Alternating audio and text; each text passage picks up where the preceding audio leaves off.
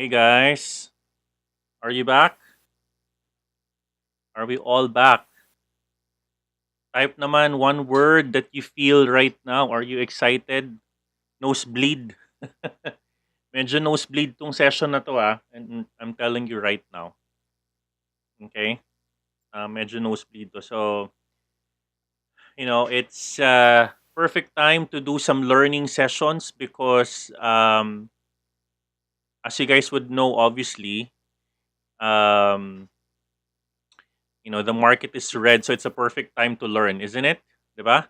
Perfect time to learn. So let's go right dive in. Guys, baka abutin tayo ng an hour and a half sa session na to ha. But the good news about it is that this is already recorded. So if anyone would want to learn how to read candlesticks, so it's actually it's a two, it's a session that we're going to um, build on technical analysis, candlesticks and patterns, and then we'll do the more technical piece on 201 crypto analysis 201. Okay, so right now we're gonna be doing and discussing um, candlesticks and patterns, and then so if anyone wants to learn how to read candlesticks, they can already um, read. No, they can already read and go through this video. No, so anyways, bear with me. Medyo mahaba tong araw na to because we'll have another live at 10 o'clock, no? But anyways, okay, so we'll officially start the session, no? So, guys, in your perspective, what is a technical analysis? Can you type down below? What is one word pag naiisip nyong candle when you think about technical analysis, what is the one word that you feel? Can you type down below, please? And then, aside from that, type down below what do you think is the difference of a fundamental analysis versus technical analysis? Okay, type down below what you guys think para meron tayong participation. No? Okay, so sabi ni Gats, ability to read chart. Arun says signal. Arun, are you an Indian? Can you understand Tagalog or are you Filipino? Ralph, sign, epic, chart, basis, price action, good. Lagging metrics, good. Zero idea sa Superman. Galamax avoiding errors. That's fine, no? Shout out from Lagos, Nigeria, Western Africa. Wow, bistang Bisayan dako. Oh, wow. Palihog. Araw-araw ka na makinig ah. Prediction, chart reading, calculated guess. Pinoy po, sir. Pinoy pala si Aaron. Okay. Price action versus background of the company. Okay. And difference ng technical analysis with fundamental, no? Price precision. Good. Okay. All right. So, yeah. I mean, those are all correct answers, no? Ang karaniwan sa mga bago sa technical analysis, ang iniisip nilang technical analysis is kung gaano paramihan ng indicators, no? Gusto nila paramihan ng indicators para sa kanila, mas maraming indicators, mas masaya, mas magaling sila. Okay? Pakitaan kita ng isang analysis na ganito ang itsura ha. Lagyan natin ng kung ano-anong mga indicators yan. Okay? Lagyan natin ng Almaty. Tapos lalagyan ko siya ng CCI. Papakitaan kita ng isang karaniwang mali, no, na hindi mo dapat sinusunod, no? MACD stock. Tapos lagyan mo ng Bollinger Band. Lagyan mo ng parabolic SAR. Ayan. Maraming taong ganyan. Gusto nila paramihan ng indicators. 'Di ba? Tapos gusto nila lagyan pa ng kung ano. They wanna put tatlong EMA. EMA. Yan. Tapos, hindi mo na maintindihan yung itsura ng chart niya. Maraming ganyan tao. Ang alam nila, maganda na yung ganyan. No? Tapos, they wanted to do, together with this, they wanted to do another indicators. Let's say they wanted to do price action, horizontal line here, and then another here, and then another here. guys, this is not the right interpretation of technical analysis. Okay? Technical analysis means that you're using, at least on a very high level, two or three only, no? Two or three confirmatory situations or confluences, no? Hindi mo pwedeng paramihan, marunong ka. Tapos lalagyan mo pa ng Fibonacci. We'll put Fibonacci, for example, Fib, no? We'll put a Fib here from there, 'di ba? Hindi ganyan. It doesn't mean that marami kang charts, it means you're good, no? It is actually a function of we'll further define that later on, no? Technical analysis is it's a study of a price action through charts, patterns, and indicators, no? And it gives you an understanding of the market sentiment, no? And it gives you a perspective. Kaya whenever you guys see me do charting, you notice I'm actually going backwards, no?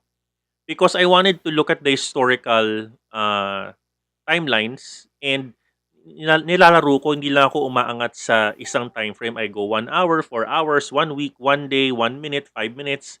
I do that, no? I go on a different time frames because that's a very very important way to uh validate, baselines and historical perspective, no? Para alam mo yung historical resistance, historical support. Pero guys, tatandaan ninyo na ang technical analysis hindi siya perfect science. Yes, it is a study of price action, but it's not absolute science. It's not 100%, no? And hindi siya, di sana marami ng sobrang yaman ngayon, hindi na tayo hindi na nalugi na yung market. 'Di ba? Wala na natatalo, 'di ba? It's not always because ang indicators iba-iba ang function, no? May mga laggard indicators, ibig sabihin they just follow the price, no? May mga predictive indicators which we will not discuss today. Ano yung mga potential retracement areas? Nilalagay nyo yon sa before mangyari yung candle. May mga historical indicators or price laggard indicators na nagfa-follow lang sa price action, no? Okay? So yun ang purpose ng technical analysis. So napansin niyo pag bumalik tayo sa course natin, diniscuss natin crypto, hindi ko lang na-update yung chart name, no, pero it's a crypto market basic na 101. Then we discuss investment psychology. We discuss risk averse versus risk tolerant.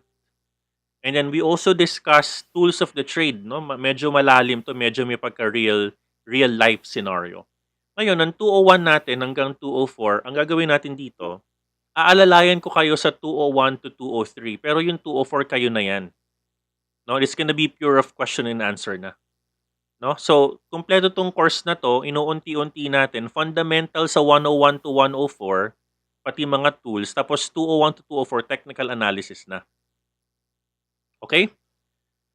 Okay, so let's move on. Ano ba ang tatlong direction ng isang naked chart, no? Tatlo lang yan, either downwards, sideways, or uptrend, no? Downward, obviously, if you go to the chart, balik tayo sa chart kanina. Mabilisan lang to guys ha, mabubuo ako ng isang bagong chart. Kasi marami naman sa inyo sumasama sa akin everyday. Linisin ko lang tong chart na to. Kuha tayo ng isang malinis na chart. Okay? Tanggalin ko lang lahat na napakaraming indicators dito.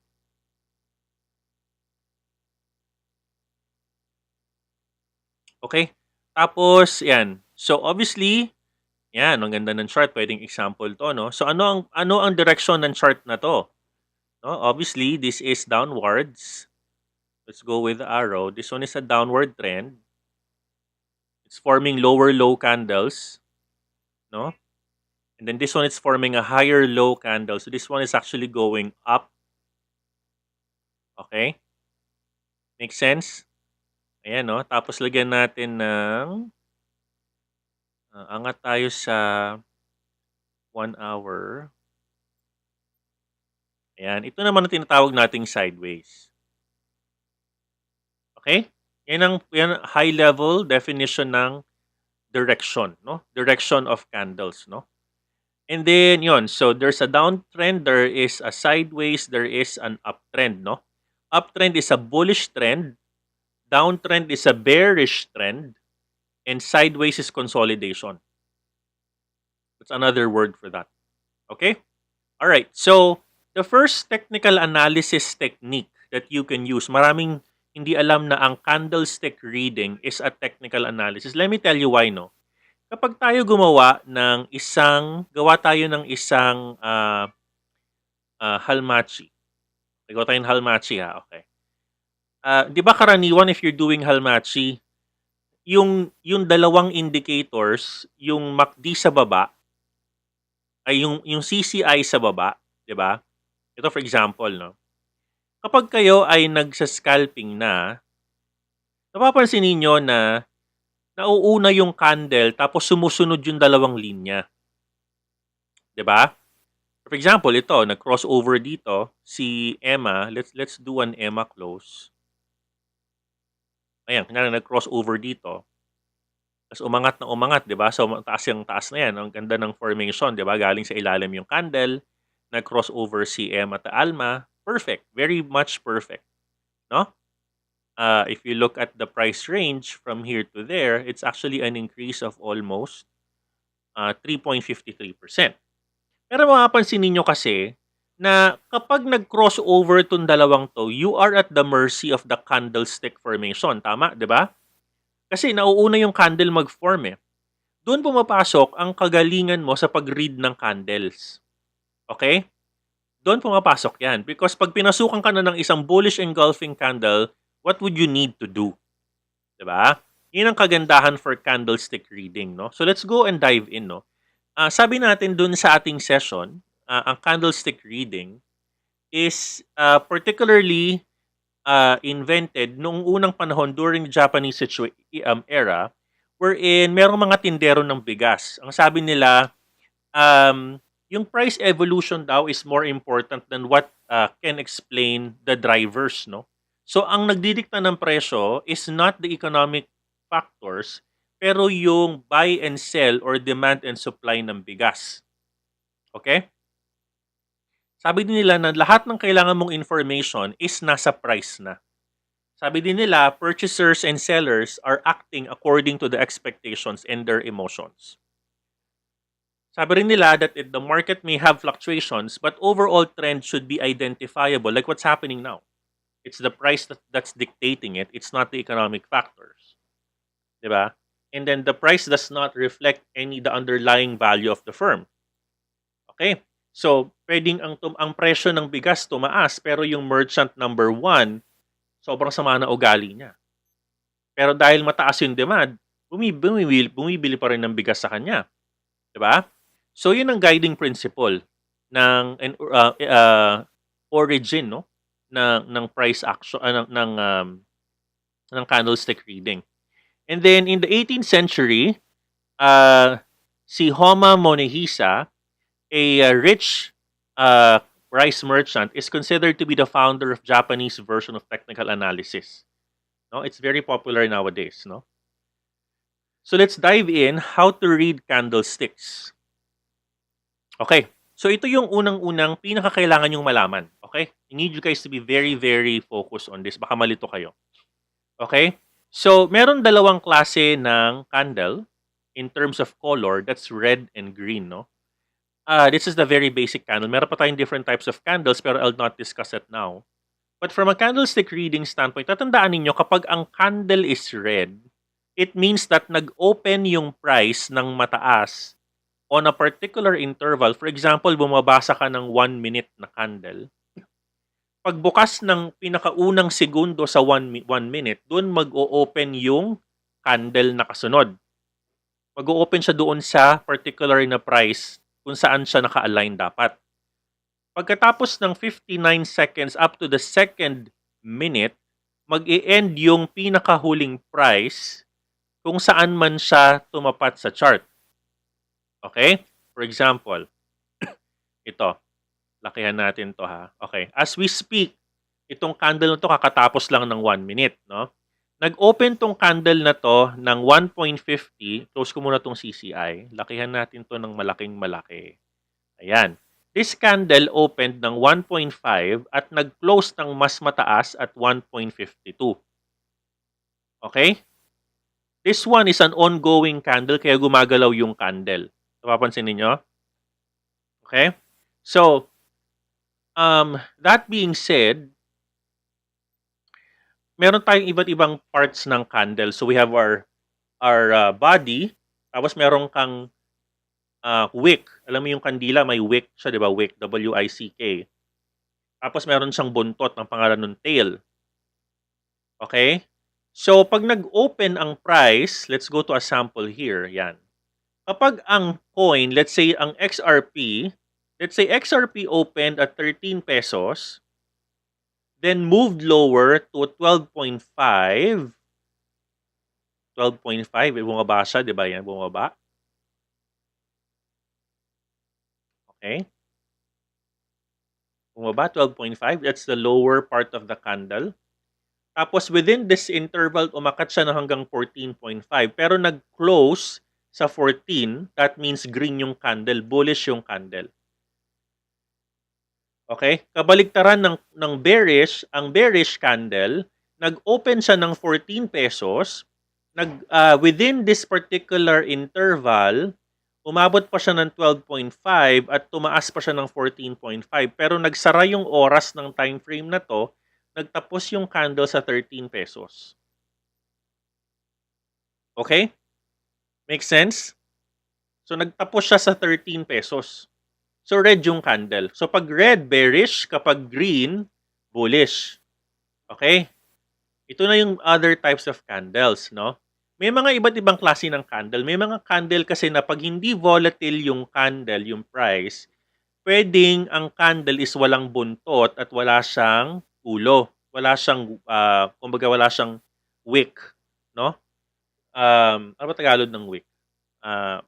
Yung sindihan ng kandila, yun ang wick. Right? So, may mga pagkakataon na ang wick and tail is halos ka-align lang din ng opening and closing ng price. Alright? May mga pagkakataon din na ang candle, hindi siya nagkakaroon ng ganitong bar. Ano lang siya, cross. Yun, mitsa. Mitsa pala, tama. Thank you. Mitsa at saka buntot. Yun, para tindihan nyo. Alright? May mga different types of candles. Unang-una, ang bullish marubozu. Okay, ibig sabihin yan, wala siyang buntot at wala siyang mitsa, pero bullish siya. Bullish marubozu and then bearish marubozu. No? Ay, ibig sabihin yan, merong selling pressure kasi bumababa yung price. Pag green naman, merong buying pressure kasi tumataas yung price, naging green siya. Nag-open sa baba, tumaas ng tumaas ng tumaas. Okay? Hindi nag-fluctuate yung price. Another candle is the hammer. Tandaan nyo to ha, hammer. Every time you see a hammer, it is potentially going to signal a reversal. Ano yung sabihin ng reversal? Akit tayo sa chart, no? Go to the chart. Hanap tayo ng 1 hour. Iliitan natin to. Ayan. Perfect. Perfect, perfect, perfect. Ayan ang hammer. Nakita nyo si hammer? Hindi si MC Hammer, ha? Kailangan magpatawa. Kailangan magpatawa si coach kasi hindi na pa ako nagsasalita. Ayan, si hammer. It can signal a reversal. Di ba, bababa to? Going down. Hammer, going up. Okay? Are you following, guys? Say yes. Alright? Alright? So,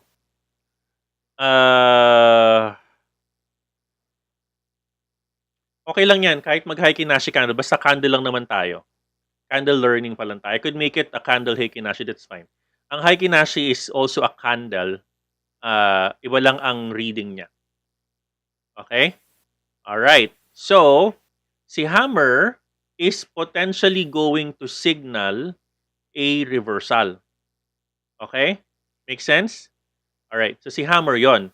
So, kapag nagkaroon ng green candle or red candle, yung susunod niyang candle is supposed to be pataas na. Bakit? Kasi, if you think about it, ang ibig sabihin ng candle na hammer, Pag green yung candle, nananalo yung mga buyers. Kahit red yan, nananalo yung mga buyers, no?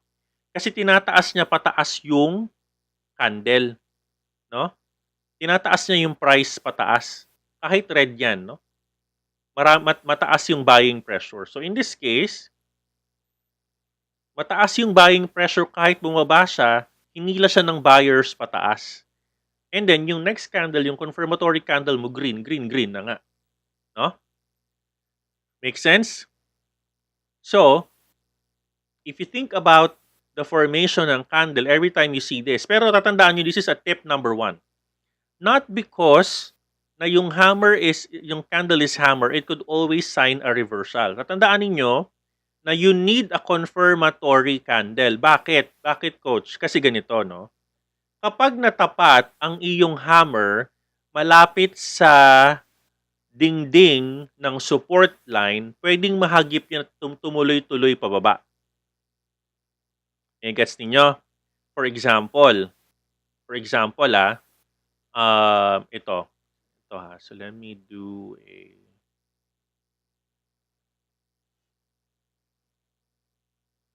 ayan. Let me try to find ako makita eh. May hanap tayo ha. Basta kailangan para kang nagkahalmatsi, huwag kang magka-candle reading sa gilid ng support line. Baka bagsakan ka ng falling knives. Mga ganyan, no? Okay? So, kailangan, tip number 1, you need a confirmatory candle before ka mag-assume na magre-reverse yung trend. Okay? Alright, makes sense, guys? Understood, ha? Let's move forward. Binibilisan ko na kasi marami pa tayong topic. Ano ibig sabihin ng candlestick na may maliit na katawan? Hindi po yan unano. Ito po ay sinasabi lang na medyo meron pong maliit na price movement. No? So hindi gaanong nagre-react yung price. Doon lang siya, kumbaga yung XRP mo, natetenga lang siya sa 41 pesos to 45 pesos. Doon siya umiikot. Natapos na yung isang buong time frame, doon pa rin siya umiikot. Hindi siya gumagalaw. Nagkapatigasan yung buyers and sellers. Ganon din yan sa red. Okay? Let's move on. Alright. Ano naman ang doji at spinning top? No? So ito, matatandaan nyo to, medyo maganda tong discussion na to. Si spinning top is going to signal an indecisive market. Bakit? Pati si doji indecisive yan. Bakit sila indecisive? Kasi kung isipin mo itong candle na to, sabi mo XRP candle to. Okay? Tapos si XRP candle, nag-open siya sa 40 pesos, nag-close sa 42 pesos or 41 pesos. Hindi siya gumagalaw. Kaya maliit lang yung candle, no? So, iniisip ng market, okay, ayoko na munang tumaas. Bahala na muna si ano dyan. Lalo kung walang volume, no? This normally happens. You will see this kapag mag-open tayo ng isang Philippine stock market. Open tayo, let's say, ng, ano bang walang volume ngayon? Let's say, I think Mega World, yeah. May volume of Mega. Try to open Mega World. Let's do a regular candle. Ayan, no. Nakikita niyo yan, guys. Puro mga cross. Doji yan. Ibig sabihin yan, hindi gumagalaw yung price. Ang volume sobrang liit. Ang 3,000 trades lang yan buong araw. Tapos, siguro mga STI. STI yata walang trades nga natin. Nakita niyo yan? 16 trades lang yan, no? 16 for the whole day. So, wala siyang volume. Kaya cross ang kikita mo, cross. Hindi gumagalaw yung price, yung mga butal-butal, no? Okay? So, pag ganyan, nakakita kayo ng ganyang candle, yan, LTG, tama. Tama yan. Very good. Nag-trade yata si April Rose. Pag ganyang candle, indecisive, kumbaga, ang isipin mo dyan, kapag ganyan, wala siyang binibigay na na ibig sabihin sa'yo because the market is indecisive. Okay? May merong volume si DDMPR kahit papaano, Meron, di ko alam, meron yata. Tingnan check nyo na lang. Alright. So, yun. So, doji and long-legged doji. So, pag ganyan, very indecisive ang market, huwag ka munang pumasok. At pag walang volume, huwag mong pasukan, baka matenga yung pera mo. Pero actually, karaniwan naman sa crypto, napakaraming volume lagi. Very liquid naman ng crypto. Yan ang gusto ko sa crypto, kaya kong laruin ng shorting and buying long. Kasi may volume, no? Another candle is this one, doji with support upper shadow, no?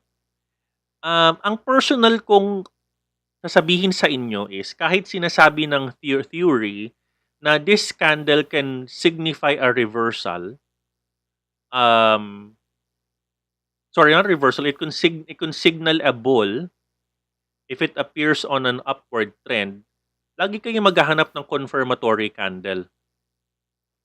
Which means yung katabi niyang candle kailangan sumang-ayon sa kanya. No? Balik tayo dun sa kabila. Pag sinabi nating hammer, sabi natin it will sign a reversal. Hanap ka muna ng isang katabing confirmation candle niya. Kailangan yung, kunyari, sinabi ng hammer, sabi niya, it can sign a reversal, no? Kunyari, ganyan. Pataas. No? It can sign an upward trend. No? So, antayin niyo mo ng isang candle katabi na pataas nga talaga siya. Okay? Alright. So, bakit ginagamit ang candlesticks? Number one, it's used to confirm a trend. And number two, identify the probability of trend reversal. No? Kasi sabi ko nga sa inyo, pag naghahalmachi ka kanina, di ba halmachi, sabi nyo kanina, what we're doing earlier, naghahalmachi tayo, di ba? So, unang-una, kailangan may volume ka. Tapos, yan, let's go to the 1 minute. Let's go to 3 minutes. Yan, for example. Pero nauuna yung candle kaysa dun sa line. 'Di ba? Kasi it's a laggard metric. So, kailangan marunong ka magbasa ng candle. Kunyari ito, ayan. So, doji. 'Di ba? Doji. 'Di ba? And doji, doji. 'Di ba? It's a signal of a bullish if it's an upward trend. So, pataas nga talaga siya. 'Di ba? So, you need to know how to read the forming candle, no? Kunyari kasi nasa gitna pa lang, for example, hanap tayo ng isang example dito. So, yan. Kunwari ito. Medyo may pagka, nakita nyo itong candle na to. Let me expand this. Ito yung malaking candle na to. Halos lamunin nyo na itong kabila. 'Di ba? This one can be a sign of reversal. It's a bearish sign. Kapag tinatabunan niya na halos yung kabilang candle. Ito din, no, halos bullish engulfing to. It can be a sign of a downward trend. True enough, yung dalawang candle bumaba. No? So, it's another important tactic or strategy to make sure you confirm that there is a trend and there's a probability of trend reversal. If you know how to read candles, ako pa nag-1 minute ako, I use candle reading. Important sa akin ng candle reading if I do 1 minute kasi ang bilis-bilis ng ng takbo. Tapos kunyari ito nakikita ko na biglang bumaba na yung candle, alam ko na 'yan, 'di ba? O kunwari ito naging doji, isang candle pa kasi doji siya eh. Ito another doji, isang candle pa. Ganon ako, I'm doing that. 'Di ba? Kasi it's also a technical analysis strategy. So speaking of strategy, so tulad niyan, yung hammer pattern kanina nakita natin, nagkaroon ng hammer, umakyat. Ito yung confirmatory candle na sinasabi ko. 'Di ba? So make sure that's always a confirmation. Okay? Tapos if it's a hanging man pattern na ganyan, hanging man is para siyang ulo na may katawan, kaya ganyan ang itsura niya. Kaya doon nanggaling yung word na hanging man, no? A hanging man can be a sign of a reversal pag nasa taas siya. Okay? Let's move on. Ito yung bullish and bearish engulfing. Kapag ang previous candle mo is nilamon ng sumunod na candle, guys, I'm using the word nilamon kasi engulfing means kinain, nilunok, ganyan. So kapag sinasakop niya na yung buong candle, yung previous candle, it means that's engulfing. it's a potential buy signal. You buy on the breakout of the previous candle, no? So for example, itong line na to is 13 pesos na breakout ng mas malaking candle tumaas, naging 15 pesos. It's a signal to buy. Okay? So for example, let's do another candle reading. Let's do here. For example, ayan, so ito yung candle na isa, di ba? Kunyari, let's go to, let's say, 1 hour. Ayan. Alright, doji. Doji, tumaas.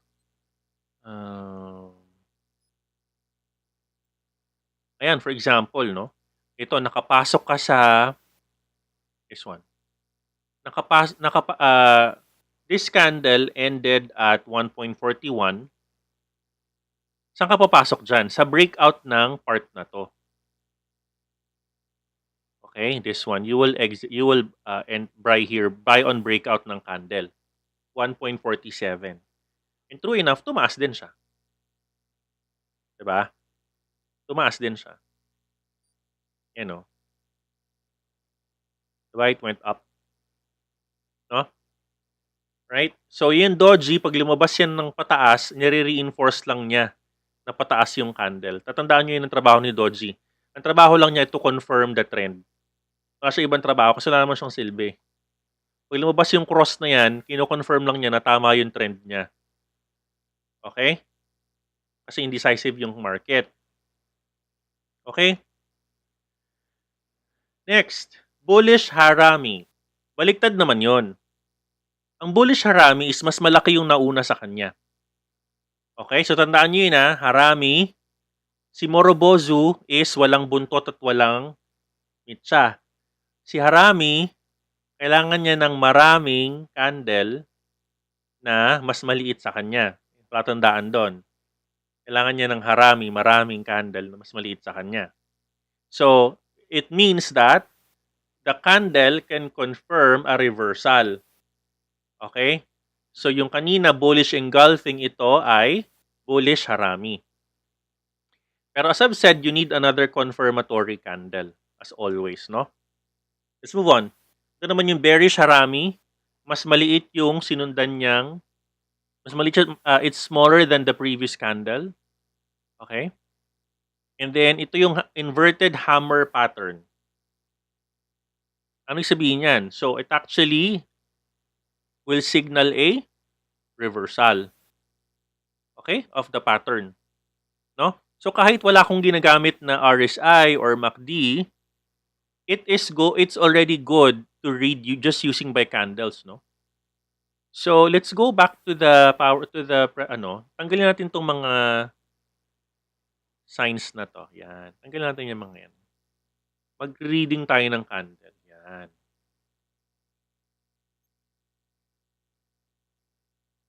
Okay. Let me try to maximize. Yan. Okay. Tingnan nyo tong red candle na to, di ba? Ayan na si red candle. Ang sumunod sa kanya is green candle. Ibig sabihin niyan, that is the bullish mara or ano ba? Harami. So, kailangan niya ng mas maraming green, no? It can signal a upward trend. So, let's see the next candle. Di ba green? Nakita nyo? Green candle. This one. Di ba? Another green. Nakita nyo? Di ba?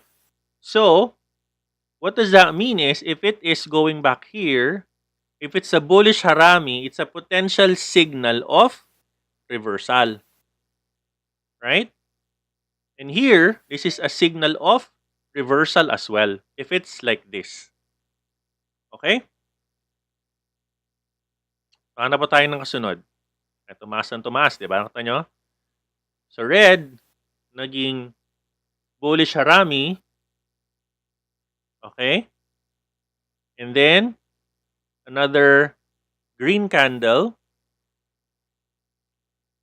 And then this one.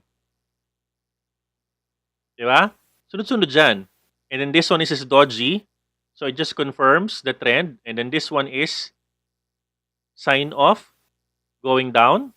And then there's a doji again, sign of going down. And then this one is a bullish harami. Let's see. Tumaas na naman, di ba? Make sense, guys?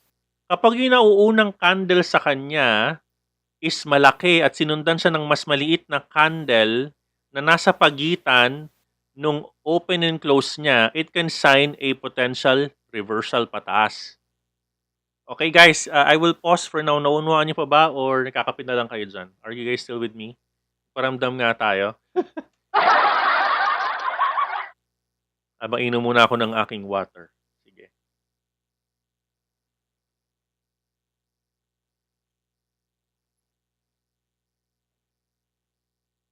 Okay, hindi pa pala kayo. Sige, good. Okay. Naunawaan nyo kailangan matuto kayo mabuti. Okay? So, kinokonti-konti ko, I'm using live charts. Hindi ako gumagamit ng, ng chart lang. Kailangan live charting tayo. Okay? Ayan, magandang mga estudyante ito, mag-ayos Wow, Kevin, hello from Arizona. Kevin, are you a Filipino? Hello from Arizona. Hello, hello, hello. Okay, good. Buhay pa kayo lahat Very good. Okay, akala ko I'm talking to myself. Sige, let's go back to the candlestick reading. Okay, alam nyo yan May quiz tayo later. Galamax, sumunda ka na. Tanungin kita. Okay, bawal daw mag-cellphone o text. Maraming mamimiss. Tawag mo na mag-text. Si coach muna kausapin nyo. Okay, ito na. Piercing lines. Okay. In a downtrend, kapag nangyari sa downtrend, in a downtrend, the market gaps open but rallies strong to close above the previous day's midpoint. Itong pattern na to ay nagsasuggest ng opportunity for the bulls or yung mga buyers to enter the market and support the trend reversal. No? Ito ay kabaliktaran ng isang dark cloud cover na formation din ng candle, no? Kabaliktaran nito is this one, dark cloud cover. So makakita kayo ng ganyan na tinatawag nating mga situation. This one, the market is uptrend. Yung unang araw that is a long white body. Second day is a black body, no? Which, obviously opens above the previous day's high.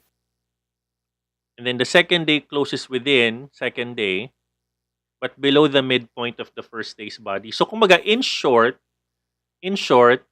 itong mga ganitong mga patterns, may mga gap yan. No? May mga gap yan, no? And it just means that when this happens, meron yung mga buyers, may opportunity sila na ituloy yung bullish uptrend, no? Okay? Bullish uptrend. You don't normally see this gap up. I'm trying to recover. May nakita na akong ganito. May nag-question sa akin nito nung nakaraang araw. And I told her, do not use regular candles. Use Heikinashi. Yon. Kasi si Heikinashi, it smoothens out the gaps Ito kasi mga gap yan, mga yan, kaya ganyan ang itsura niyan. No? Alright. And sabi ko nga sa inyo, dahil ang pangalan niya maraming Japanese, kasi ang history ng candlesticks, sa 17th century candlestick rice merchants, no? Okay? Another copy is the Morning Doji Star. So, Morning Doji Star, ito yung doji. No? Sinimulan niya ng red, nagkaroon ng doji indecisive, tas naging green. No? So like the regular morning star, itong third day star na to or third day will support the reversal of the trend. Ito yung star na green, no? Tandaan nyo guys, minsan ang tawag sa mga candle is a star. No?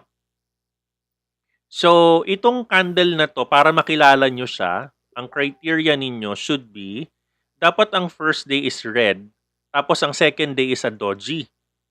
Indecisive, ang third day niya the third day could be a green, no? If it is a green, then it could signal a reversal of the trend, no? So let's do a sample. Let's do a 1-day chart.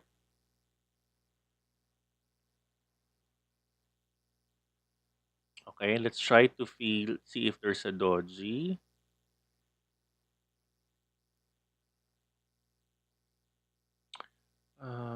I see a doji candle.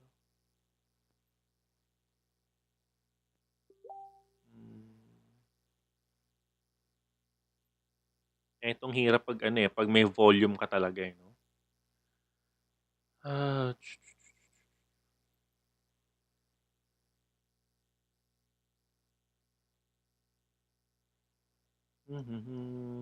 hanap tayo.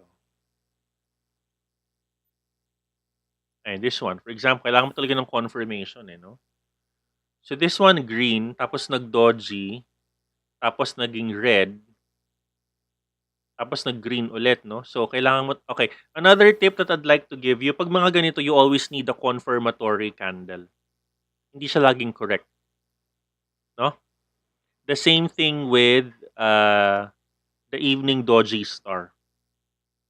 Hindi siya laging correct. Kailangan mo ng confirmation. So kung kanina pinakita ko sa inyo, naka-evening doji siya, tapos naging red, pero nag-green tumaas pa eh. So the confirmation candle did not agree to the potential red reversal. Diba? Okay, next. Abandoned baby. Kapag nakakita kayo ng ganyang abandoned baby, ibig sabihin, doji yan, no? Merong araw na parang ang ibig sabihin ng ginawa ng mga tao, um, merong araw na parang nagising yung market, parang wala sila sa sarili nila. Okay? So pag ganyan, it's an outlier day and normally the day after nagre-reverse yung pattern. Kasi kung baga isipin nyo, isipin nyo. Itong red candle na to, for example, this is the Friday BTC. Tapos yung Saturday, biglang naging stuck dito sa part na to. Nag-open siya at hindi siya gumalaw dyan. Kunyari, nag-close siya nung Friday ng $31,000. Tapos nung Saturday, nag-open at nag-close lang siya sa $28,000. Yun lang. Right? The next day, normally, it signals a gap up, pataas. Ganon si abandoned baby. So, whenever you see a day na merong hindi gumalaw yung price, okay, the next day, it could potentially signal a reversal of the trend. Tatandaan nyo yun, ha? That's a potential. So, kunyari, ang BTC price today is 33,000. Tapos, the next day, naging 32,000, hindi gumalaw. It can potentially signal a upward trend. Okay? Or a downward trend. Okay? Tandaan nyo yun, ha? Next. How do you trade upside gap to crowns pattern, no? We will go past this kasi kailangan ko matutunan nyo yung ano yung nagmamatter sa cryptocurrency kasi sa stocks kasi ito eh, no? I would not discuss this because these are okay, ito mas mahalagang malaman nyo to, okay? Aralin natin to isa-isa ha. And by the way, nilagay natin to sa Discord and sa Facebook groups natin, okay? Ayan, so ito yung summary. Lahat ng inaral natin, hammer, inverted hammer, okay? Dito lahat. Piercing line, morning star, 3 white soldiers, 3 black crowns, you know. Wag niyo nang gaano intindihin yung 3 white soldiers and 3 black crowns. Kasi that way you could read naman from the indicators, no. Itong another important ito yung another important way to read patterns, ha, okay? Kaya minsan nakita niyo si coach nagpo-post ng kung ano-anong mga parang dragon beak, kung ano mga ano pinagpo-post ko, 'di ba? Mga name, mga pangalan, tawag ko 'yun sa mga candles ko, no. Okay? Tatandaan ninyo kapag ang candle nag-form ng triangle na ganyan, ascending triangle, okay, na pataas, every time na ang candle na to is mababasag niya yung guys, yung everyday na ginagawa ko, napapansin nyo ba ako? Everyday na gumagawa ko ng ganitong mga charting, ako ay nagka-candlestick patterns lang. Tapos sinasabi ko sa inyo, pag nag-breakout itong part na 'to, tataas pa 'to, yun yung ibig ko sabihin. That's what I've been doing every day sa aking charting, no? I'm not using indicators um, for the most part, no? Because let me just do something. Sorry. Very good. Okay. Yeah. So what I'm just trying to do is to not fully use indicators because they just follow um, price action. No? So I'm using potential breakouts. No? So unang-una ascending triangle, channel up. Aralin ko isa-isa sa inyo. Channel down, descending triangle, falling wedge, and rectangle. No? So aralin natin to ngayon. Okay? Before tayo mag-patterns, no? Okay. So, aral tayo ngayon, no? Hands-on tayo. Hands-on, okay? So, let's go with charts. By the way, ayun, na-remind ako. Yung questionnaire, guys, sagutan nyo yun, ha? Okay, tatanungin ko kayo dyan. Anong risk profile nyo? Ano bang score nyo? 16 ba? Sagutin nyo to, ha? Okay? Basahin nyo yung video. Kailangan nyo mag-questionnaire. Okay, let's go with the candlestick patterns reading, no? Let's go with this one. Let's do this. Let's go to the charts. Let's go with 1 hour. Yan. Hanap tayo ng channel up pattern. Channel up. Yan. Ito yung channel up. Let's do a channel parallel here.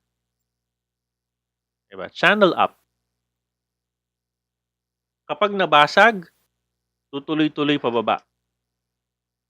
Make sense, guys? Following? Are you following, guys? Yes? Okay? Channel up yan, ha. Pag nabasag yung support sa channel, bababa yan. Okay? Hanap tayo ng channel down. Channel down. Hanap tayo ng channel down. Sana yan lang dapat. Sana yan dapat you need to be reading a lot of charts para masanay kayo. Ito, channel down. Let's go with the channel down. Yan. Nabasag, tumaas ng tumaas, di ba? Paano ko nako-connect yan? Ano ba yan? Bakit nakikita ni coach, ba't ako hindi ko nakikita? Okay? Ang ginagawa ko lang, naghahanap ako ng paraan kung saan nagkikita-kita yung mga dulo ng candle.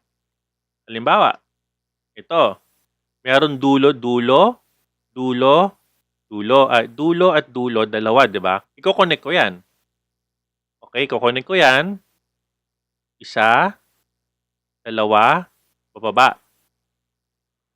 Tapos, yung dulo nitong red na buntot, yung dulo ng green na buntot, iko-connect ko din yan. Ito, di ba, sabi nga nila, what is the shortest distance between two points? It's the straight line. So I connect the 2 points. Di ba? I connect the 2 points. And then, what I do is, I draw the channel pababa. That's why I'm able to form a channel. Di ba? And then it's going upwards already.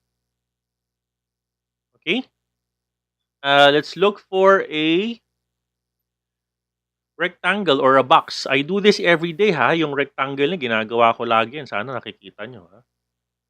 Okay, kung hindi channel, it's gonna be a box or a rectangle. So, pwedeng ganito yan. So, let's look for a rectangle.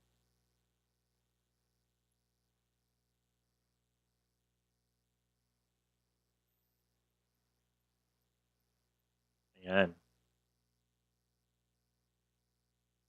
Ano kung nabuo yan? Diba? Ano nabuo yan ni coach? Okay, kasi kinunek-connect ko yung pinakadulo ng resistance sa taas at yung dulo ng support sa baba. It's a rectangle na breakout. Or I call it Darvas box. No? Nag-breakout, tumuloy-tuloy pababa. Right? That's your rectangle. Diba? Making sense, guys? Are you able to follow? Yes? Okay. All right, let's move on. All right. Mag-practice kayo na mag-practice. Ang assignment ninyo, okay, you need to have um 30 charts per day to read. Basahin nyo lang. Gawin nyo yung ginagawa ko. Okay? Do what I'm trying to do. And what I need you guys to make sure is you familiarize yourself with the chart reading. Kasi kung hindi mabilis ang chart reading mo, mahihirapan ka sa bilis ng crypto. Kahit anong tanong mo sa akin, kahit tanungin mo ko na, Coach, paano ba yung time frame? Walang kwenta yung time frame if you don't know how to read the charts. Trust me. Okay? Pwede rin to kahit sa stock. This is the same trend. Same reading. Okay? Kasi pag nakikita nyo, inuuna ko sa candlestick, tapos nagtitrends na tayo ng candle, tapos pagkatapos ng candlestick reading, we're doing candlestick patterns, and now we're gonna be doing known candlestick patterns. Diba? Okay? Grabe international tayo. We have people from Denmark. We have people from UAE. We have people from South Korea. Ang gagaling ah. How do you say hello in Denmark, Leif? How do you say hello there? Anyways. Okay, candles, cup and handle pa. Tuturuan ko kayo how to read cup and handle. So, let's look for a cup and handle. I think I have that in XRP.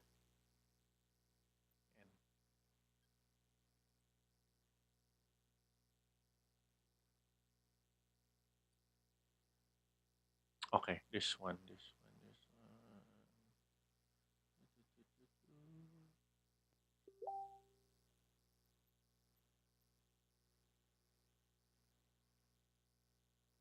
Okay, just give me a second, okay?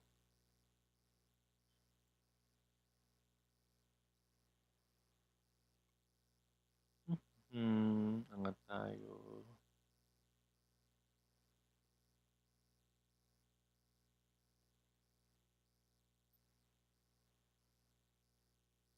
Ayun. Okay, let's do this.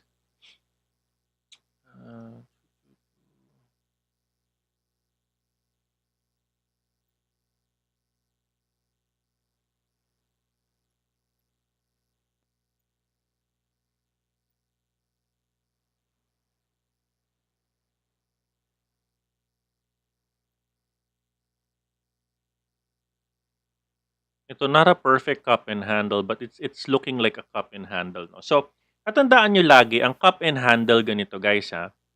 Okay? Ang cup and handle, ang technique dyan, dapat doon sa bibig ng cup, that's gonna be your hard resistance, no? So, let's go horizontal line. Yan ang hard resistance mo dyan. Yung bibig ng baso. Okay? Pag nabasag na yan, there's a tendency for that to go high. Hanap pa tayo ng ibang sample. This one. This is good looking. Perfect. Love this. This is really good.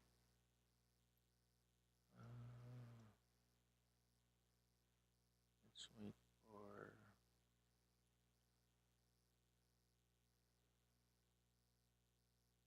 Very erratic ang very, very erratic ang candles ng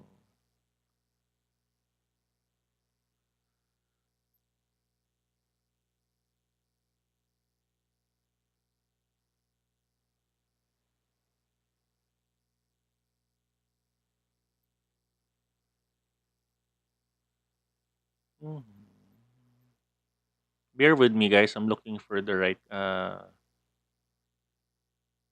and handle.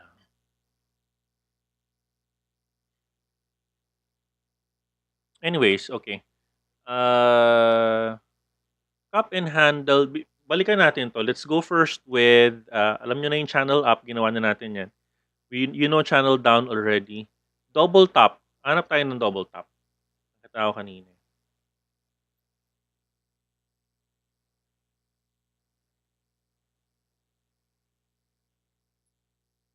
Okay, this one, double top. Okay, so let's draw a polyline. This one, another double top. Ayan, yan. Tatandaan ninyo guys na ang double top, meron siyang dalawang ulo. Okay? Tapos meron siyang leeg. Okay? Yung leeg niya itong ginuguhitan ko. Okay? Normally kung saan siya nagtatapos, uh, that is going to be your very strong support. Okay? So when I say strong support, yung pinag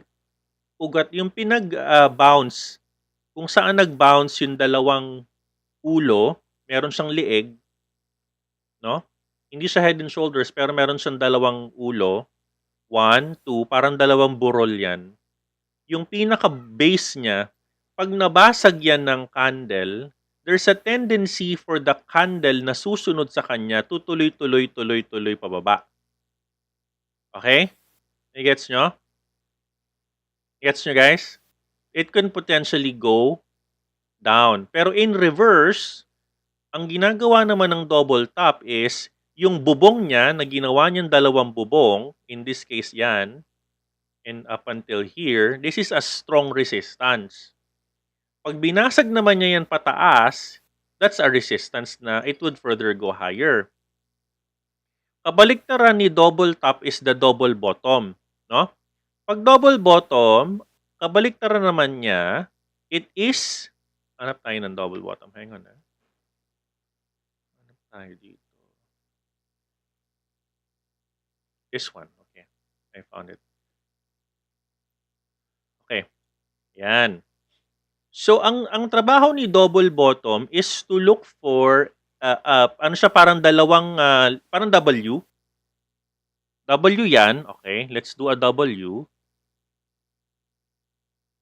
Ah,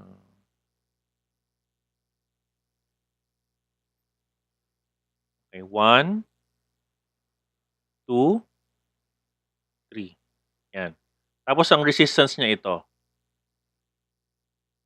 okay. Ang trabaho ni double bottom kapag nabasag naman niya yung leeg o yung bibig ng parang dalawang baso pataas, that can signal a upward trend. Para siyang dalawang basong pinagdikit. Okay? Ah, ayoko ng ganitong cup and handle. Gusto ko perfect. Naghahanap tayo ng perfect na cup and handle eh. Anyways, hanap tayo later. Alright. Ano pa bang patterns yan? Double bottom we discuss. Head and shoulders yan. Maganda yan. Si head and shoulders. Hindi yan yung shampoo ah. Guys ha. Hindi yan shampoo. Okay? So si head and shoulders ay hanap tayo ng dalawang head and shoulders. Ayun, ang ganda. Baba tayo.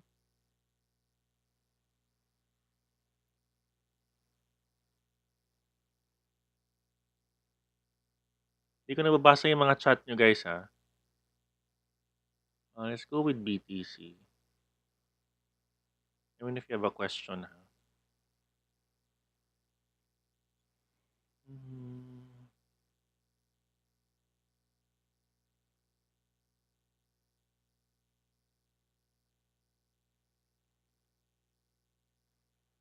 Ito, perfect to. Ang ganda.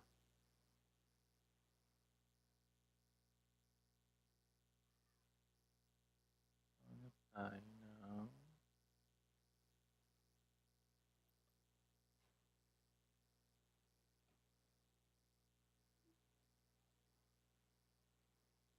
Okay, hang on guys. I'm looking for the right head and shoulders dito. Kailangan mo ng isang prominent na ulo at dalawang balikat. Yun ang head and shoulders. And normally, ang ginagawa nun, ayan, gawa natin to ng head and shoulders. Medyo malaki to ha. This one. Okay. Let's do this. Um, shoulders, head, shoulders, and then neck. Yan, ganda. Okay, ang ibig sabihin ng head and shoulders, kasi pwede ka makakita ng head and shoulders in a smaller pattern. You could also look at the HNS on a smaller time frame. Pero ang rule sa head and shoulders, pag nakakita ka ng ulo at dalawang balikat, ang ilalim nila is leeg, no? Leeg 'yan. Ito yung neck niya, neck, no? Okay. Kailangan ang gagawin mo, iko-connect mo yung iko-connect mo uh, yung neck, okay? 2, 3,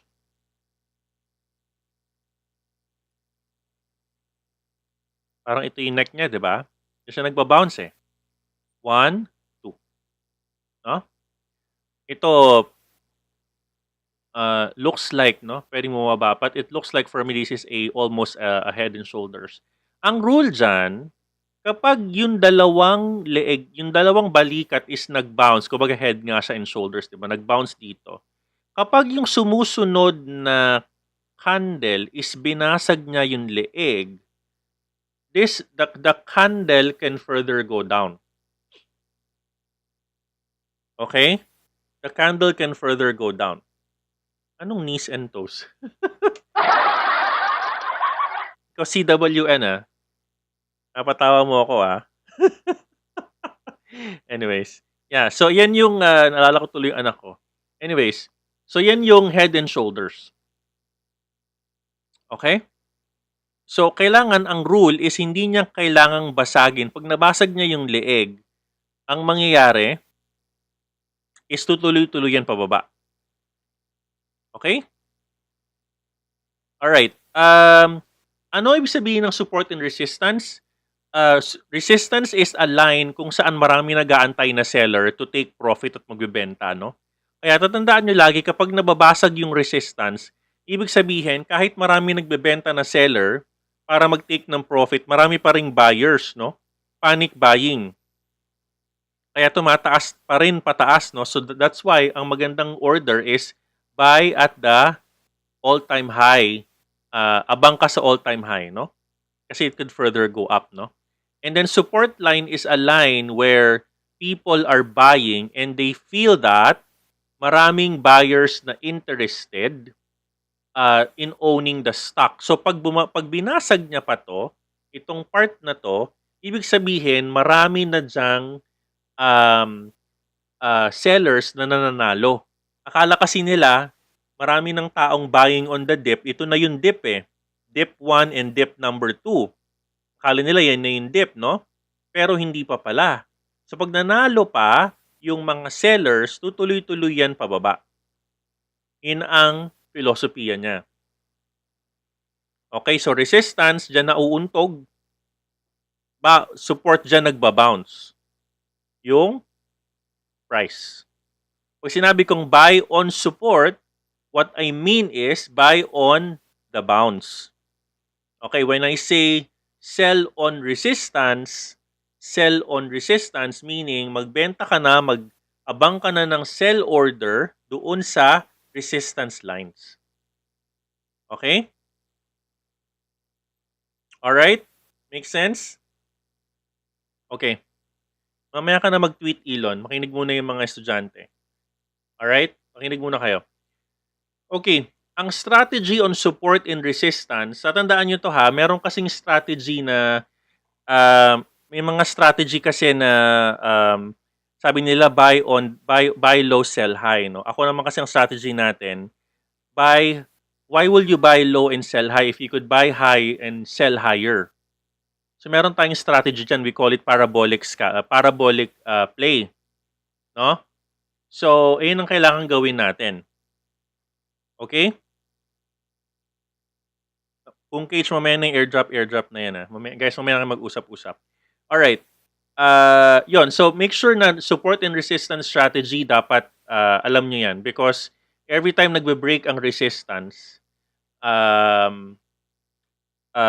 doon maraming bumibili. No? natatalo ng buyers and sellers. Okay? Yan. So tulad niyan, ito yung sinasabi nating support and resistance line. You guys see me every day, I do support and resistance plotting. 'Di ba? I do that every day because it's important. It's price action. Kailangan makita mo yung mga previous resistance and previous lows and previous highs. Okay? Another one is multiple support and resistance lines, no? Kailangan mo i-chat yan mga yan, no? Pag nag-breakout, tutuloy-tuloy yan pataas. Okay? Channel up and channel down, alam nyo na yan. Breakout sa channel pataas. Yan. Trend lines, uptrend, alam nyo na yan, tinuro ko na yan.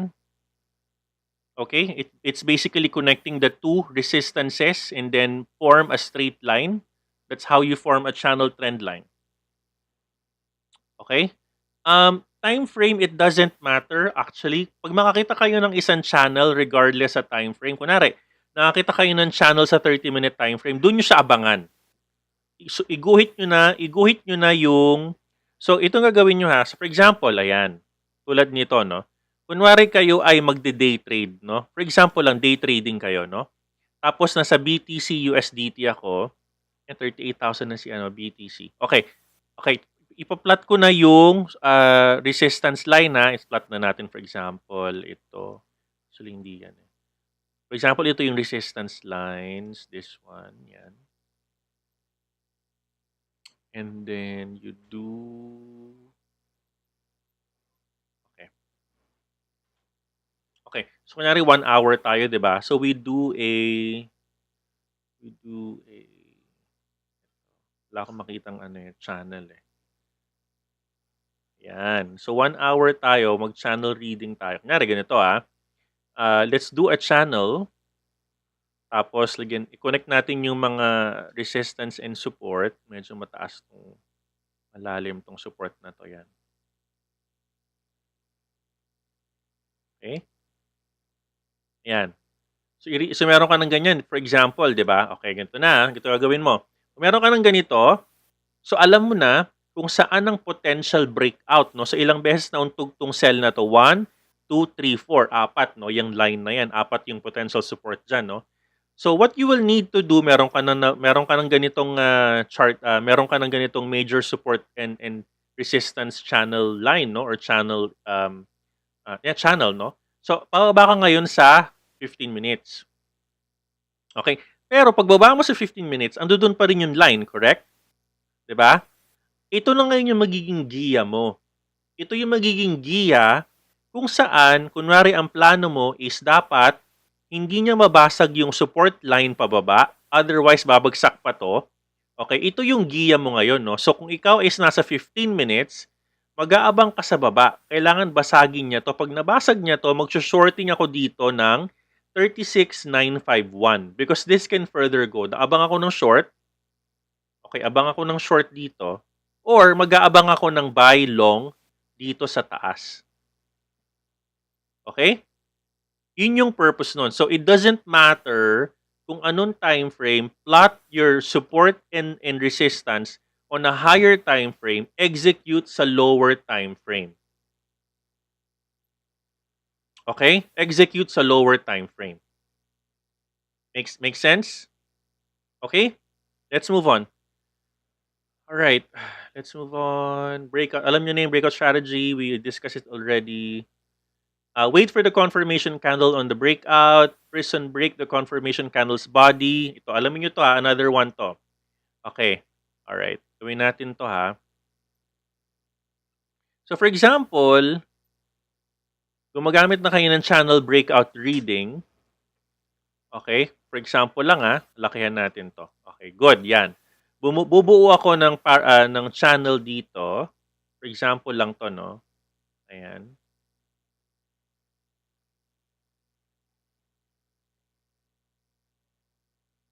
Meron akong channel dito.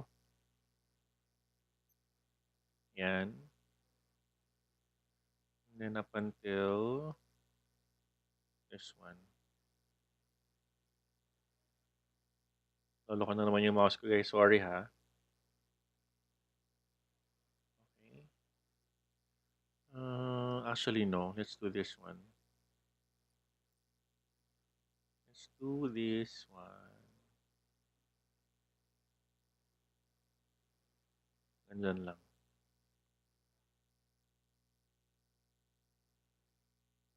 Yan. Okay.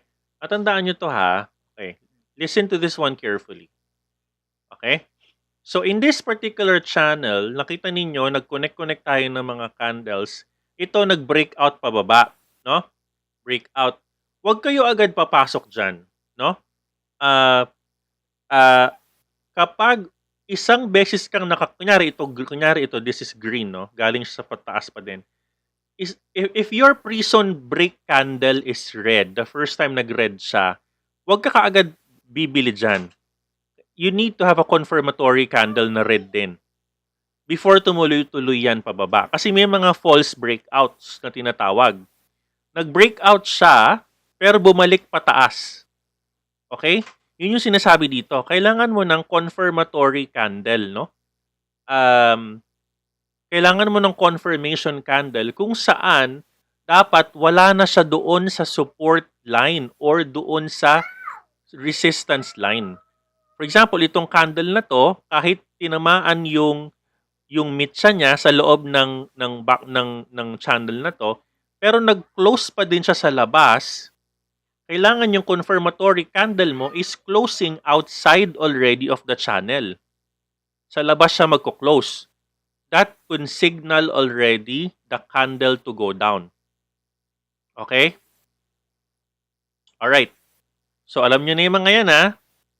Pare-parehas na yan. Okay. Ano oras ba tayo did we start na 6:30? 6:30 guys, no? Okay? Okay. Yeah, tama yon. Plot your resistance on a higher time frame, execute sa lower time frame. That's really good. Okay.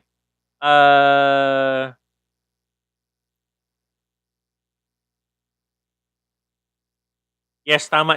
Dapat isasama yung dulo ng mga wick. Hindi pwedeng hindi sila isama unless fluke yung walang volume yung candle na yon. Kumbaga it's a fluke, no? Okay. We did start 6:30, sige.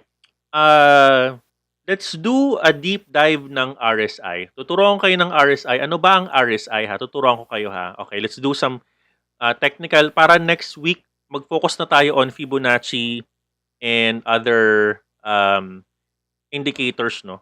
Predictive indicators. Kasi what we're tackling now is lagging metrics eh. So, bilisan natin yung RSI. So, tanggalin ko muna tong candles. Let's put an R. Tatandaan ninyo na meron tayong iba't ibang uri ng indicators, no? Number one, meron tayong tinatawag na momentum indicators, no? Momentum. Let's write that down, no? Wala sa charts ko to eh, nasa ulo ko lang to. Okay, momentum indicators. And then we have trend following indicators, and we have volatility indicators. Okay? All right, let's move on. Okay. And then we have volume. So we have 4, no? All right. Kailangan mo yung 4 na yan, no? Okay, let's do this. Okay. So sa 4 indicators mo, okay, pwede kang mag-combine ng indicators, no? Meron tayong iba't ibang klaseng parts ng chart. Okay? Ang indicators mo, pwedeng maging pwedeng ang indicator is within the candle, within the chart. Okay? Kunyari, exponential moving average, kunyari, EMA, ganyan. Okay? Katabi niya yung chart, yung candle, pwede rin siyang maging overlay or dun siya sa baba or oscillator sa baba, no? Pwede siyang maging, for example, stochastics, for example, yan. Yan. Pwede siya nasa baba. Okay? So, pwede siyang maging overlay or pwede siya maging oscillator, no? Okay. Now, ano naman ang kailangan nating gawin na preferred na pagsamahin, no? Okay?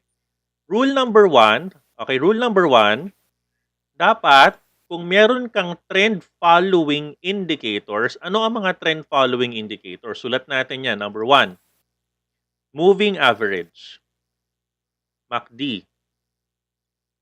Okay? Sorry, exponential or uh, s- um, moving average lang.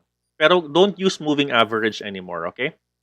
So, ang trend following indicators are indicators that follows the trend of the price. Make sense? Make sense, ha? So, dapat indicators, it's actually following the trend of the price.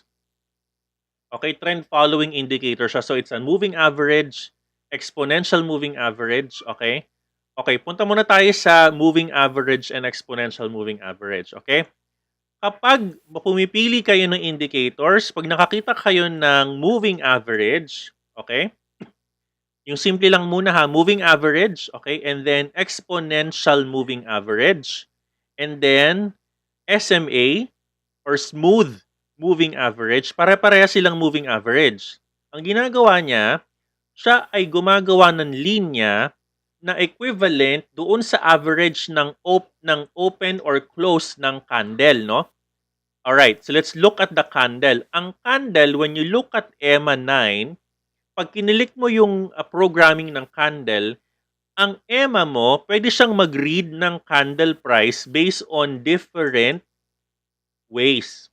For example, si EMA is nagbabasa lang ng price kung nagko-close yung candle.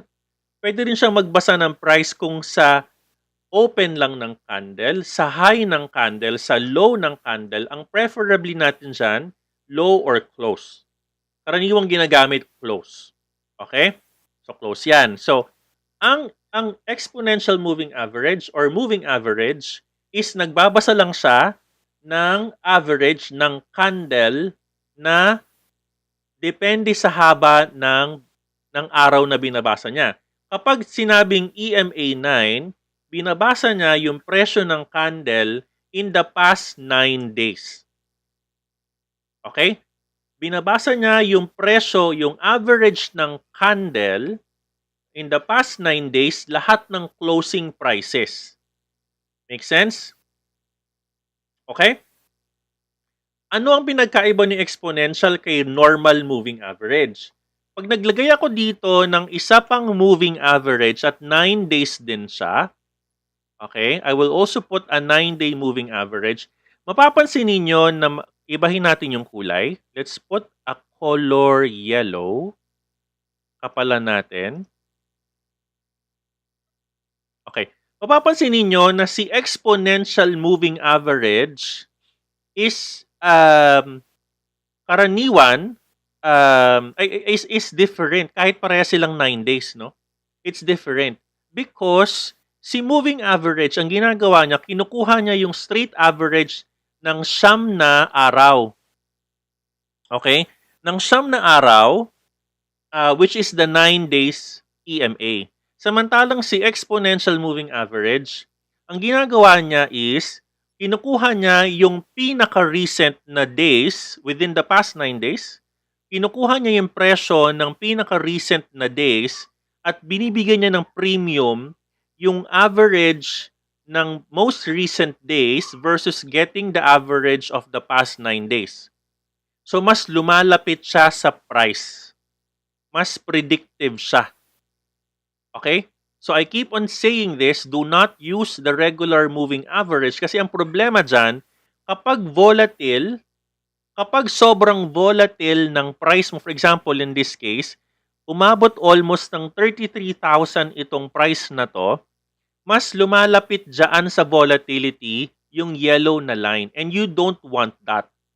No, mas gusto mo, binibigyan niya ng premium yung mas current na price. Okay, for example, nandito na tayo sa Let's do a day, no? Let's do a day reading. Ayan, let's do a day reading, no? So, ang ginagawa ng regular na yellow EM na moving average is mas binibigyan niya, kunyari ito, this is 9 days. 1, 2, 3, 4, 5, 6, 7, 8, 9. Mas binibigyan niya ng average, yung average ng 9 na candles versus yung EMA, binibigyan niya ng mas halaga yung most recent candles. Okay? So don't use MAs anymore. All right? That's a trend following candle. Okay? Let's go back. That is a trend following indicator, I mean, no? Now, MACD is also a trend following indicator because si MACD, if I go down to MACD, tatandaan nyo si MACD, moving average din siya. MA, moving average convergence divergence. Kapag maglagay ako ng moving average 9 sa taas, kamukha din niya yan. Kamukha din niya yan, no? Right? Nasa baba lang siya dito. Kaya minsan I tell you guys to use EMA 9 and 20 sa taas when you're doing a cellphone trading because that's when the lower MA intersects with the higher MA, and normally with that intersection, it could spell bullish or bearish. So tandaan niyo na si moving average is a trend following indicator, no? Hindi lang kayo pwedeng maglagay ng moving average ng trend following indicator. Dapat minsan lalagyan niyo rin siya ng other indicators, no? Ang pinakamagandang combination ng isang indicator should be, burahin natin to. Ang pinakamagandang combination should be 1, trend following indicator plus momentum, trend following indicator plus volume, volatility plus momentum, okay? And then you could also do a trend following plus, meron na momentum. Yeah, we do those 3. Ano ibig sabihin yan? Okay, this is your 3 combinations. Ha? Tatandaan nyo to guys. Ha? Okay, let's do this. Okay. Let's write down technical let's do a text. Okay, let's enter this. Okay. Ano ibig sabihin ng TF indicator plus momentum? Ang example ng momentum, when I say momentum, this is the price movement, no? Is it overbought? Is it oversold? Ang mga example ng momentum indicators are, number 1, we do RSI, CCI, stochastics. Those are the examples of a momentum indicator. So, kailangan sinasamahan nyo si trend following indicator with any of the 3. Okay? Sinasamahan nyo siya dapat ng any of the 3. Tapos another rule is wag kayong gagamit ng pagkahaba-haba-habang indicator kapag kayo ay nagsascalp. Okay? Another rule yun ha. Rule number 2. Rule number 2, if you are using a time frame below 15 minutes, okay? Dapat ang mga binabasa mo lang na mga moving averages should be maximum of 20 length, RSI of 14, optional ang 30, RSI can be 10, okay?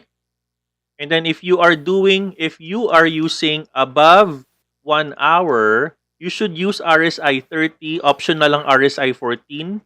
Use EMA 20, 50, optional 100, optional 200. Okay? And then BB 50 as your length, no? Ayan ang rule na kailangan yung sundan. Bakit kailangan yung sundan yan? Kasi walang kwenta kung sobrang haba ng mga indicators ninyo pero you're only using it on a lower time frame. Okay? None yan. Okay, let's do that. Okay? Let's do 2 more minutes. Okay? And we will continue next week. Okay, ano naman ang okay, we discussed trend following indicator plus momentum, trend following indicator plus volume, we will and trend volatility plus momentum. So we'll discuss that right now. Trend following indicator plus momentum is your EMA plus may lagay ka ng RSI. That is your trend following plus momentum. That's a combination, no?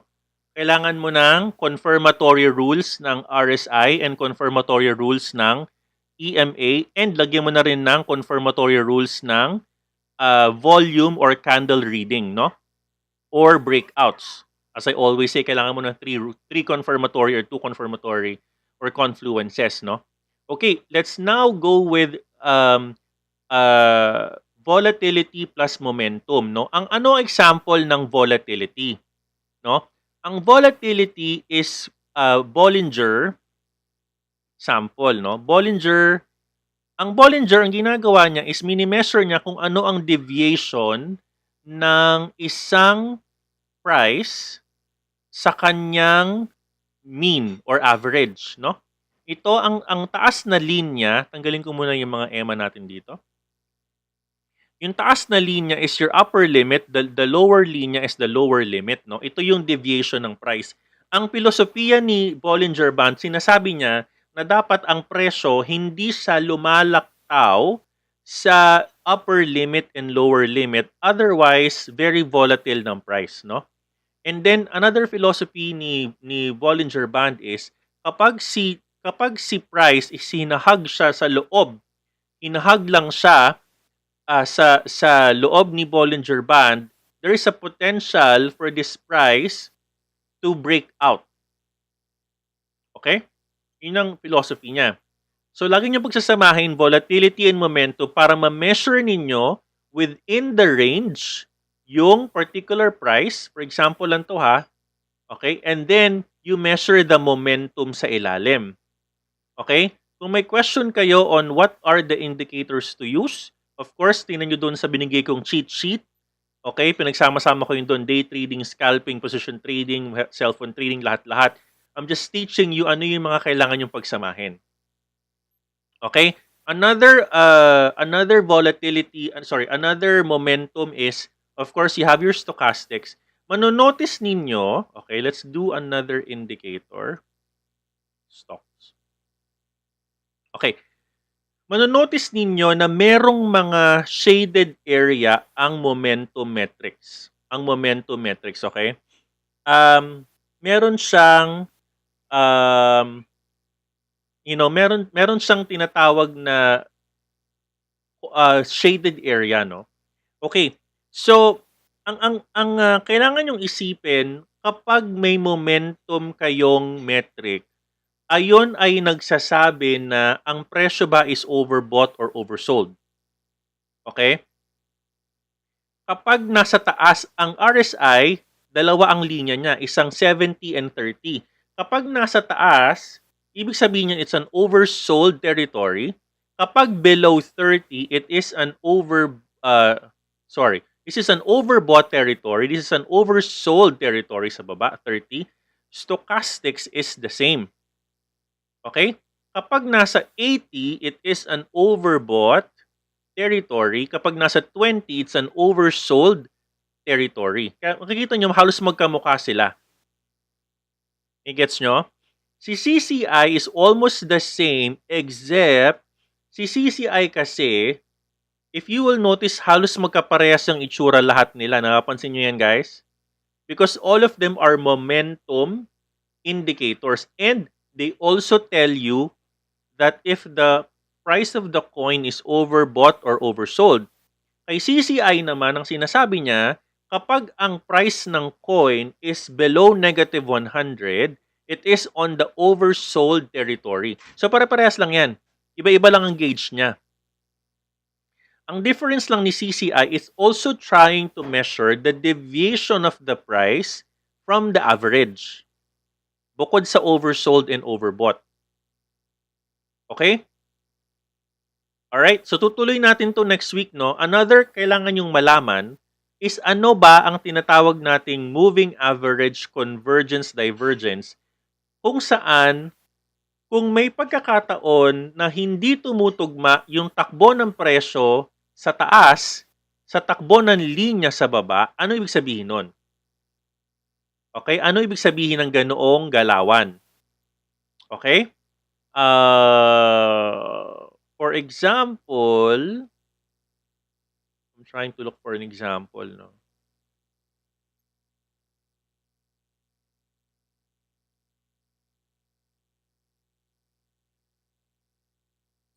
Anyways, hanap ako ng example for you guys. Pero ang kagandahan kasi ng momentum indicators is binibigyan kanya ng indication na potential magre-reverse yung price kapag ang takbo ng RSI is pababa, pero ang takbo ng candle mo is pataas.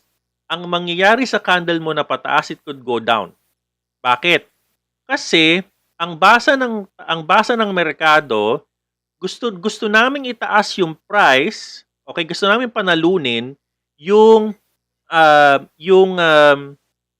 what's this? Yung price ng coin, pero ang tingin ng ang basa ng RSI is it's actually going down. It's actually going in an oversold territory. Pag hindi nagtutugma ang basa niya, it can sign a reversal. Okay? So that's what you call convergence divergence, no? May ganong mga situations, no? Pero ang kailangan kong matutunan nyo, and this is my style of teaching, no? Before pa tayo lumipad doon, kailangan kong malaman ninyo ano yung mga rules at ano yung mga indicators na pwede nyong pagsama-samahin. Hindi kayo pwedeng puro momentum indicators. Hindi pwedeng para-paras lang bibigay sa yung resulta niyan. Kailangan lalagyan mo ng combination. Okay? Kailangan mo ng trend following plus volume like OVV. Kailangan mo ng volatility and momentum. Kailangan mo ng indicator, trend following, and momentum. You need to combine. Okay, I'm trying to build your foundation. Hindi kita pwedeng bigyan ng lilipad tayo agad ng moving average convergence divergence. Kailangan mo munang malaman yung combination of indicators. No? Itatandaan ninyo, I will wrap it up by saying, no, itong indicators na to is about reading the actual price action na nangyari na. It's a laggard metric. Kapag paggagawa tayo ngayon ng potential na pupuntahan ng candle, ibang metric na yon, ibang indicator na yon. Okay? Does that make sense, guys? I think napahaba tayo. Parang 1.5 hour tayo. No? Anyways, so guys, natuto ba kayo? Can I have one word from all of you? Can you just comment down below? Ano ba yung napansin ninyong, ano bang comment nyo? Did you learn something? Or ano ba? Did you guys learn anything? Comment naman down below before tayo mag-wrap up. I just have one word for all of you. Okay, good. Matahimik yung mga girls, ah. Sila yung mga nagko-comment na natututo daw. I'm sure yung mga boys natututo din yan. Ganyan lang talaga sila. Okay. Alright. So guys, yun. Kung natuto kayo, and if you wanted to rewind this video, just go back to my video. Normally si YouTube re-republish siya ng mga 9 o'clock or 10 o'clock. Antayin na lang ninyo, no? And then, guys, sobrang thank you din sa support. No, we're already 10,000 subscribers. Paramihin natin. Para tulungan nyo ako kung natuto kayo, please smash the like button. Share this to your friends para marami pa tayong matulungan. And we have 3 more weeks sa ating 8-week learning session. No? And I hope that we're able to learn. Yung 10 o'clock natin, siguro mga chichikahin na lang ako ng mga tao dun. Hindi ko alam. Okay. Alright. Ano tong... kukuha po ba kayo ng shares ni Rate? They're applying for IPO na sa 7.31. Meron kasi akong DDMPR. I have DDMPR and I have Dito. I have other I'm hodling long-term mga Philippine stocks. So just I hope that answers your question. Okay. Anyways, guys, thank you so much. No, pahinga muna ako. You need to get ready for the 10 o'clock. Sana natuto kayo today. Nag-live tayo ng mga charting. Ayoko kasi magturo ng mga charting na deck lang. No? I wanted to do some live. No? And yes, Elon, i-tweet mo ako. Kailangan sumikat si Miranda Minor galing sa tweet mo. O siya, guys, as I always say, I love all of you, and I hope you guys will take care, and I'll talk to some of you at 10 o'clock kung may energy pa kayo, no? And I'll talk to you guys soon. All right, have a good rest of your Saturday, and good luck, and talk to you guys soon. Thank you. Bye-bye.